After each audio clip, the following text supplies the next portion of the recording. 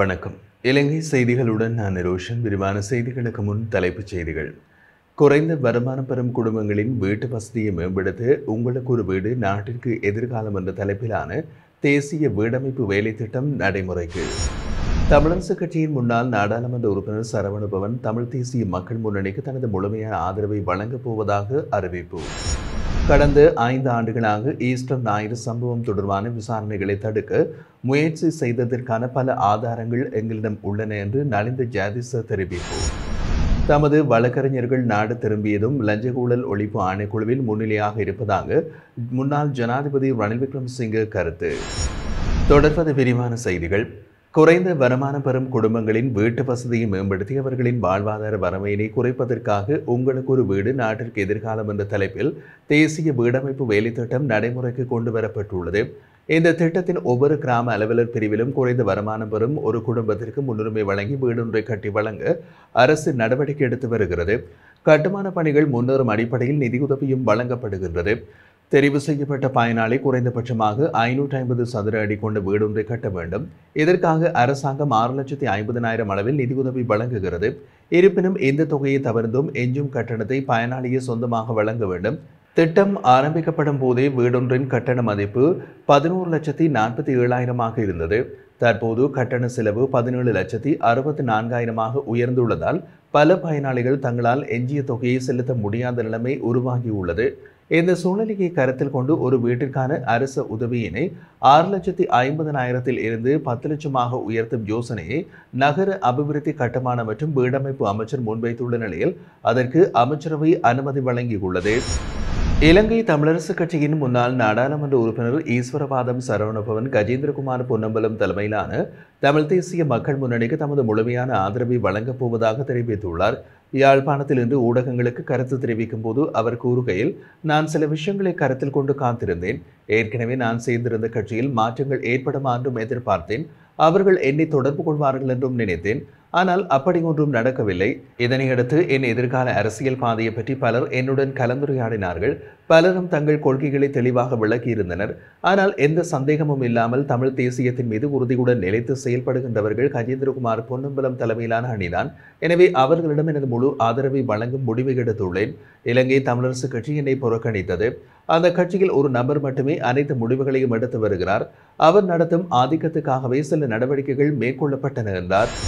Easter ஞாயிறு சம்பவம் தொடர்பான விசாரணைகள் குறித்து முன்னாள் அரசாங்க உறுப்பினர்கள் தற்போது எதிர்க்கட்சியில் இருப்பவர்கள் ஏன் இந்தளவுக்கு கவலைப்படுகின்றார்கள் என்று அரசாங்கம் சந்தேகத்துடன் கேள்வி எழுப்புவதாக சுகாதார மற்றும் வெகுஜன ஊடக அமைச்சர் வைத்தியர் நலிந்த ஜாதிச குறிப்பிட்டார். இன்று நடைபெற்றிருந்த அமைச்சரவை ஊடகவியலாளர் சந்திப்பின் போது பத்திரிகையாளர்களின் கேள்விகளுக்கு பதிலளித்த போது அவர் இவ்வாறு கூறினார். ஏப்ரல் 21 ஈஸ்டர் சம்பவத்திற்கு பொறுப்பானவர்கள் பற்றிய தகவல் வெளியாகும் என்று தகவல் வந்தது. ஆனால் இன்னமும் அந்த பெயர்கள் வெளியிடப்படவில்லை. இது தொடர்பாக பத்திரிகையாளர்கள் கேள்வி எழுப்பியிருந்தனர். இதற்கு பதிலளிக்கையில் யாரும் இவ்வாறு அவசரமாக கவலைப்பட தேவையில்லை. ரணில் விக்ரமசிங்கே, உதய கமன்பில, நாமல் ராஜபக்ச உள்ளிட்டவர்கள் தொடர்ந்தும் கவலைகளை வெளிப்படுத்தி வருகிறார்கள். அவர்கள் ஏன் இப்படி செய்கிறார்கள் என்பது நமக்கு தெரியும். கடந்த 5 ஆண்டுகளாக விசாரணையை தடுக்க முயற்சி செய்ததற்கான பல ஆதாரங்கள் எங்களிடம் உள்ளன. எங்களுக்கு தேவையான நேரமும் சுதந்திரமும் வழங்கப்பட்டிருந்தால் முக்கிய சூத்திரதாரிகள் மற்றும் தொடர்புடையவர்கள் பலரையும் ஏற்கனவே வெளிச்சத்திற்கு கொண்டு வந்திருக்கலாம். இதற்கிடையில் பலர் ஏற்கனவே கைது செய்யப்பட்டுள்ளனர். விரைவில் விஷயங்கள் தெளிவாக பகிரப்படும். தற்போது குற்றப்புலனாய்வுத்துறை முறையான விசாரணைகளை முன்னெடுத்துக் கொண்டிருக்கிறது என்றும் குறிப்பிட்டிருந்தார்.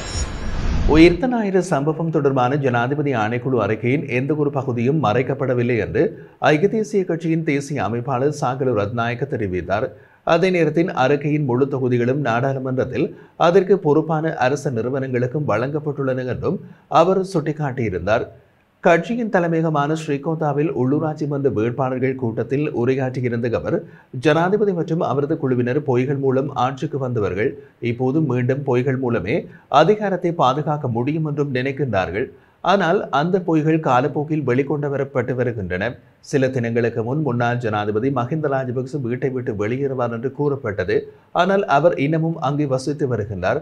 பட்டளந்த ஊழல் விவகாரம் மீண்டும் வெளிச்சத்திற்கு வந்துள்ளது. அந்த நேரத்தில் ஜேவிபி மக்கள் மீதான அழுத்தத்தை அதிகரித்தது என்பது இப்போது தெளிவாகியுள்ளது. கடந்த மாதம் உயிர்த்த ஞாயிறு சம்பவம் மீண்டும் விவாதத்திற்கு வந்தன. இந்த ஆண்டு உயிர்த்த ஞாயிறு தினத்திற்குள் இந்த சம்பவத்திற்கு பொறுப்பான மூளையை வெளிக்கொண்டு வருவதாக கூறப்பட்டது. ஆனால் ஜனாதிபதி ஆணைக்குழுவின் அறிக்கை சிஐடியிடம் ஒப்படைக்கப்பட்டதாக மட்டுமே கூறப்பட்டுள்ளது. இந்த நிலைமைக்கு மறைமுகமாக இரு பகுதிகள் இதுவரை மறைக்கப்பட்டதாக சொல்கின்றார்கள். ஆனால் உண்மையில் எந்த பகுதிகளும் மறைக்கப்படவில்லை. அறிக்கையின் அனைத்து பகுதிகளும் நாடாளுமன்றத்திற்கும் ஆயர் மாநாட்டிற்கும் வழங்கப்பட்டுள்ளன. சிஐடி விசாரணைகளை முடித்துள்ளது. இந்த நிலையில் அதிகாரத்தை தக்க வைத்துக் கொள்வதற்காக நாட்டின் பல பகுதிகளில் பொய்கள் பரப்பப்படுகிறது.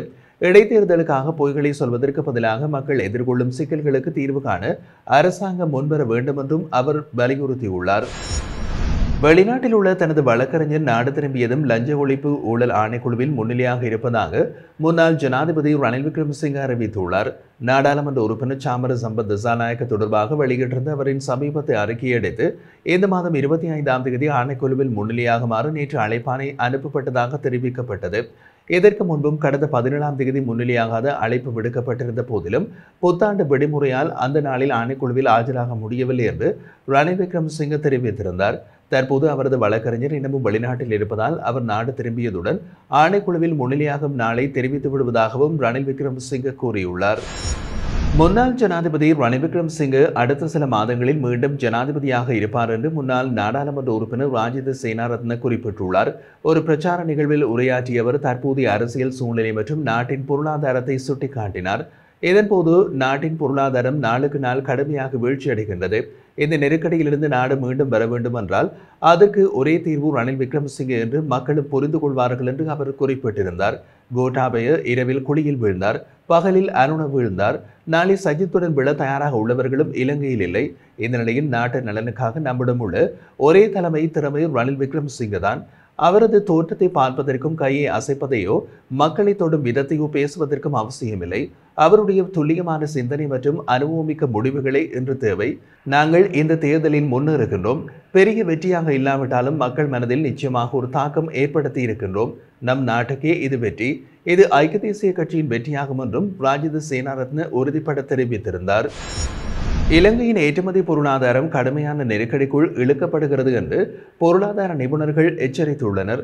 அமெரிக்கா இலங்கையின் ஏற்றுமதிகளுக்கு விதித்துள்ள வரி விதானத்தின் உண்மைத்தன்மை மற்றும் அதன் தாக்கங்களை அவர்கள் சுட்டிக்காட்டியுள்ளனர். அமெரிக்கா விதித்துள்ள வரி விகிதம் 44% என்று கூறப்பட்டாலும் அது உண்மையில் 54% என்று நிபுணர்கள் தெரிவிக்கின்றனர்.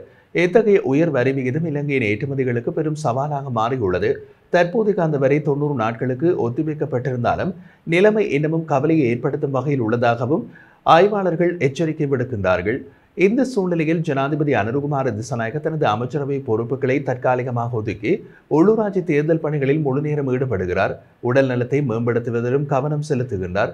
உலகளாவிய வர்த்தக போர்களால் ஏற்படும் பாதிப்புகளை குறைக்கும் முயற்சிகளில் ஈடுபட்டுள்ளதாகவும் நிபுணர்கள் குறிப்பிடுகின்றனர். மேலும் அமெரிக்கா விதித்துள்ள புதிய வரி விகிதம் ஏற்கனவே நிலவும் 10% அடிப்படை வரிக்கு கூடுதலாகும். இதன் மூலம் மொத்த வரி 54% உயர்கின்றது. இது இலங்கையின் முக்கிய ஏற்றுமதி பொருட்களுக்கு கடுமையான பாதிப்பை ஏற்படுத்தும் என்றும் எச்சரிக்கை விடுத்துள்ளார்கள். இந்த நெருக்கடியை சமாளிக்க அரசாங்கம் அமெரிக்காவுக்கு துணை நிதியமைச்சரை அனுப்பியுள்ளதாகவும் இத்தகைய நடவடிக்கைகள் போதுமானதல்ல என்றும் அதிகம் திட்டமிடப்பட்ட மற்றும் வியூகமான அணுகுமுறைகள் தேவைப்படுகிறது என்றும் நிபுணர்கள் வலியுறுத்தியுள்ளனர்.